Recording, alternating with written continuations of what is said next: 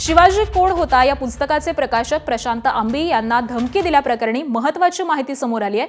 आमदार संजय गायकवाड यांच्या चौकशीला न्यायालयाने परवानगी दिलेली आहे। राजारामपुरी पोलिसांनी चौकशीसाठी जिल्हा न्यायालयात मागणी केलेली होती।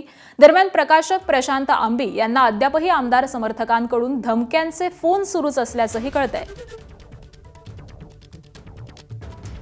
आणि याच सगळ्या संदर्भामध्ये आपण अधिकची माहिती जाणून घेऊयात। आमचे प्रतिनिधी विजय केसरकर सध्या आपल्यासोबत आहेत। विजय, प्रकाशक प्रशांत आंबी यांना धमकी दिलेली होती, हे सगळं प्रकरण मोठं गाजलेलं होतं आणि यानंतर आता चौकशी केली जाणार आहे। काय अधिकची माहिती मिळते?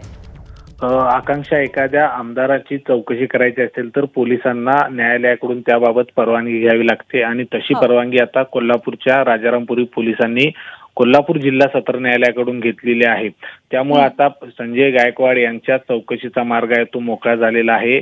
शिवाजी कोण होता या पुस्तकाचे प्रकाशक प्रकाश आंबे यांना त्यांनी धमकी दिली होती, जीवे मारण्याची धमकी दिली होती। त्याच्यानंतर राजारामपुरी पोलीस ठाण्यामध्ये अदखलपात्र गुन्हा आहे तो संजय गायकवाड यांच्या विरोधात दाखल झाला। त्याच्यानंतर पोलिसांनी ही प्रक्रिया ती सुरू केली।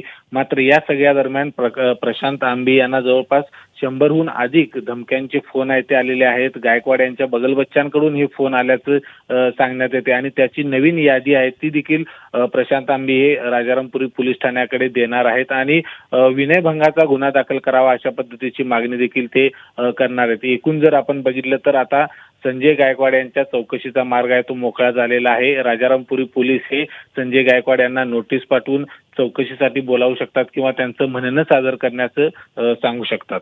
आकांक्षा, बरं, त्यामुळे आता संजय गायकवाड हे कशा पद्धतीने या चौकशीला सामोरे जातात हे पाहणं महत्त्वाचं असेल। धन्यवाद या सविस्तर माहितीसाठी।